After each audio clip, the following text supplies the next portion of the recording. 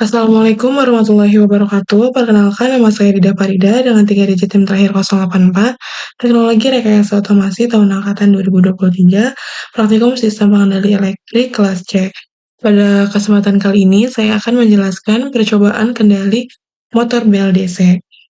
Nah, metode yang pertama yaitu six step BLDC. BLDC Six Step merupakan metode pengendalian motor BLDC di mana arus listrik diberikan ke kumparan motor melalui 6 pola switching yang berbeda secara berurutan. Motor BLDC memiliki 3 fasa. Nah, dan pada setiap step hanya 2 fasa yang aktif, satu diberi tegangan positif dan satu negatif, sedangkan satu fasa lainnya dimatikan. Nah, pergantian ke-6 step ini membentuk medan magnet berputar yang menarik rotor sehingga motor dapat berputar secara kontinu. Nah, metode six step ini membagi satu putaran listrik motor menjadi 6 bagian masing-masing 60 derajat, sehingga setiap perubahan step menghasilkan perpindahan posisi medan magnet. Pergantian step biasanya dikendalikan oleh sensor Hall atau oleh pembacaan back EMF pada sistem sensorless. Karena cara kerjanya sederhana dan tidak membutuhkan perhitungan kompleks, metode ini banyak digunakan pada aplikasi yang sederhana seperti kipas, pompa, sepeda listrik, dan ISC motor BLDC.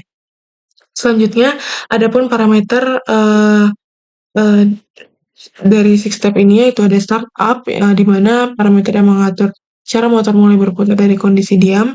Nah, pada BLDC six step, terutama sensorless, motor belum punya sinyal back EMF saat diam, jadi controller harus memaksa motor berputar dengan urutan step tertentu, dan kecepatan rendah sampai rotor ikut bergerak dan back EMF bisa dideteksi jika startup terlalu cepat atau torsinya kurang.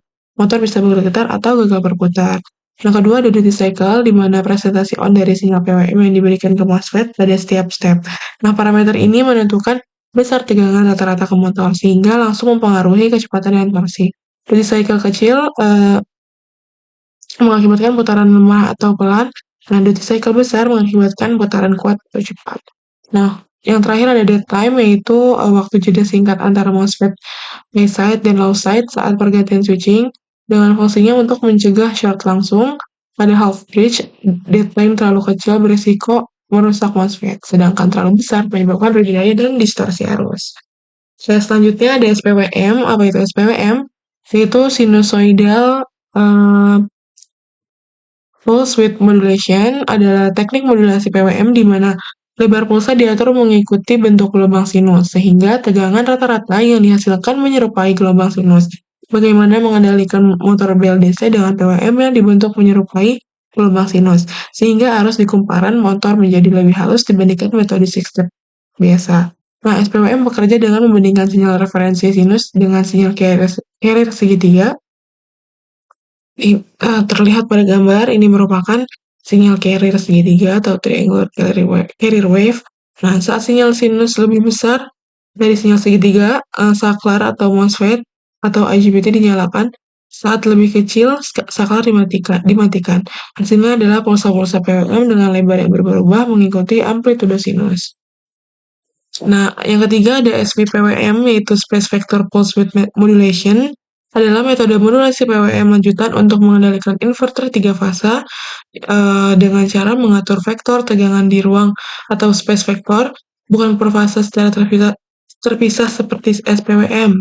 Pada SVPWM, kombinasi on-off 6 saklar inverter dipandang sebagai vektor-vektor tegangan yang membentuk heksagonal.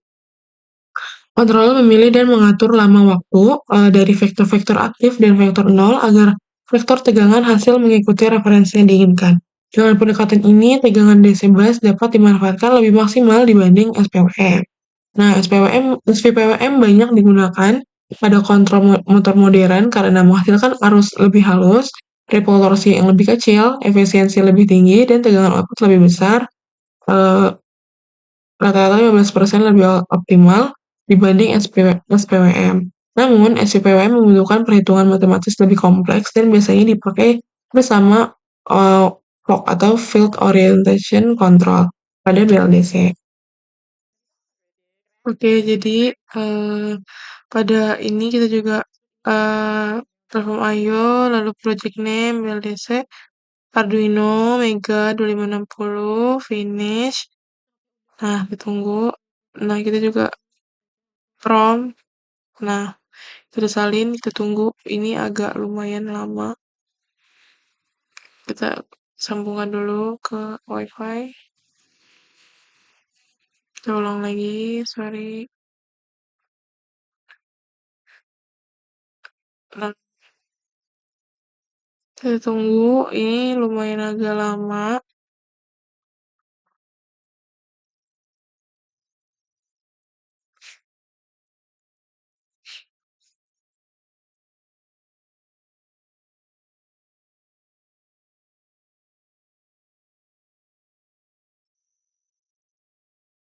Nah, dia akan mengupdate codingan baru.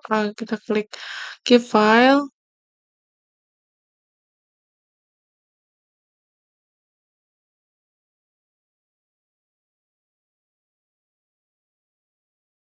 Oke. Kita tunggu lagi, dia masih mengupdate codingannya.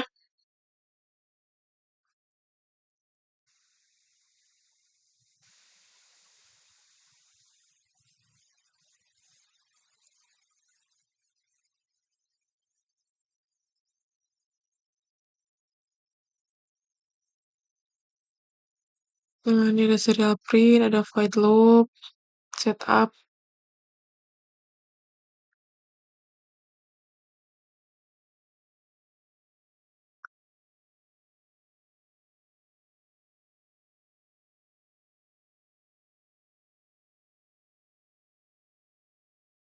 Ini akan lama.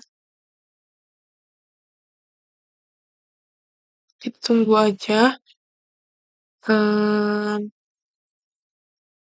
Ini merupakan void loop-nya, ini void send data, void setup.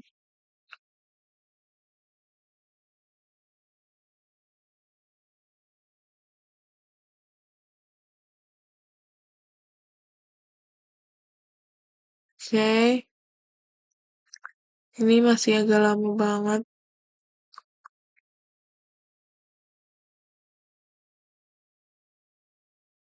Nah, setelah itu, setelah selesai, kita keep file.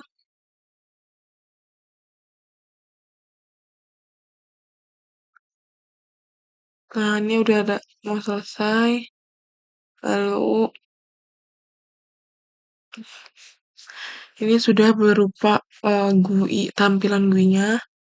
Klik kanan atas, ketik 3, run.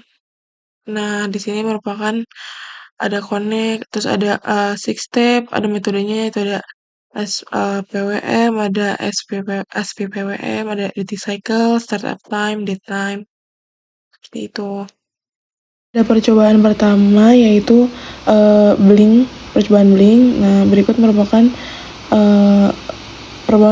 main CPP-nya seperti ini tampilannya, dan platform I/O-nya seperti ini tampilannya.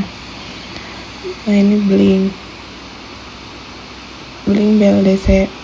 Nah, selanjutnya yaitu percobaan 6 step, itu terdapat 3 parameter 6 step, yaitu duty, ada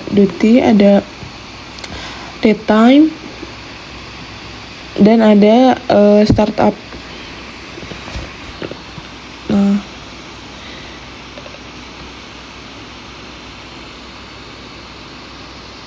seperti ketika kita naikkan ke 50 duty-nya, nah dia akan naik grafiknya, dan osiloskopnya seperti itu. Ini 50. Nah, sekarang ke 75. Nah, tampilan osiloskopnya seperti itu. Nah, motor DC-nya berputar lebih cepat juga. Lalu 100. Kita ubah 100.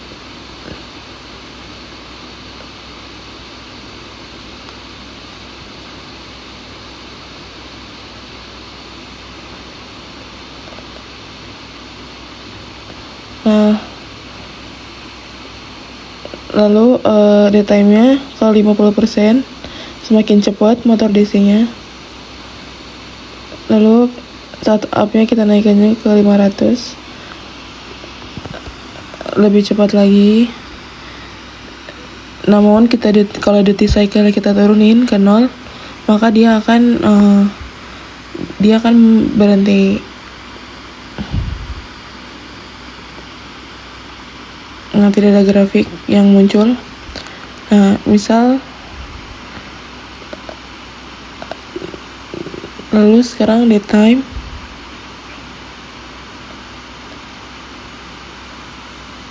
Nah, jika daytime dibesarkan,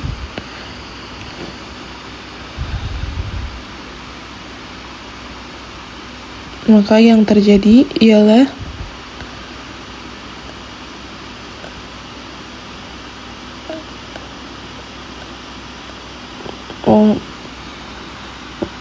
berpengaruh pada modulnya MOSFET-nya. Nah, jika daytime dibesarkan, maka dia akan bergetar.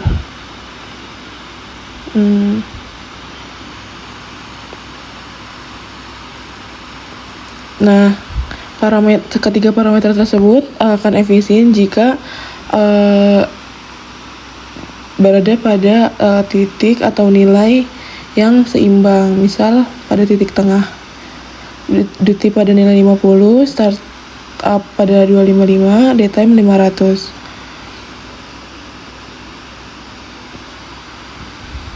Nah, maka motor DC-nya akan stabil. Nah, selanjutnya yaitu SPWM. Nah, SPWM ada parameternya itu frekuensi dan amplitudo. Nah, frekuensinya paling rendah pelan banget, sangat pelan motor DC-nya. Misal ke 50, dia akan sedang kecepatannya. Nah, ketika frekuensi ke 75, dia akan lebih cepat dari 50. Nah, ketika ke 100, dia lebih kencang dari 75. Nah, osiloskopnya seperti ini tampilannya. Lalu amplitudenya dibesarkan, makin apabila amplitudenya dinaikkan, maka lebih kencang motor DC-nya.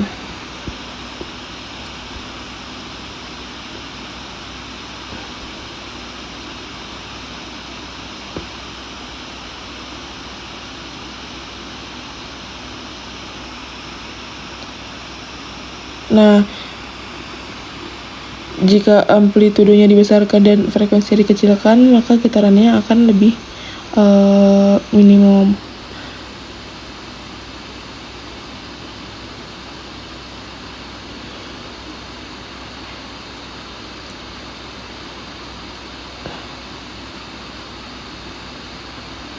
Nah, sekarang yang ketiga yaitu metode SVPWM.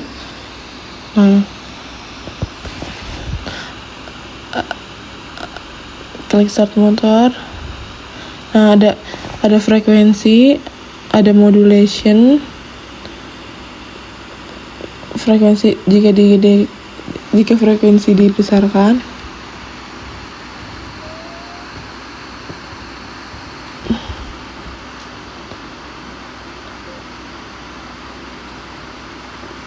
jika torsi dinaikkan, maka akan bergetar karena torsinya dinaikkan.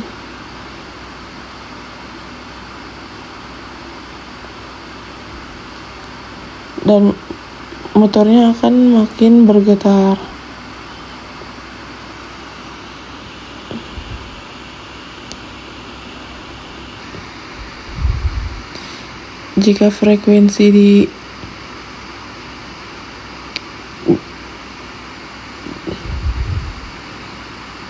Jika torsi dimaksimalkan, maka gerakan motor DC pun akan berputar secara maksimal juga.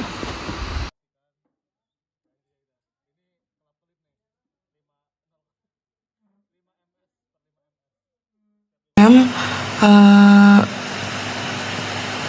seperti ini percobaannya. Ini merupakan programnya. Nah, dia akan ngeblink per 5 milisecond.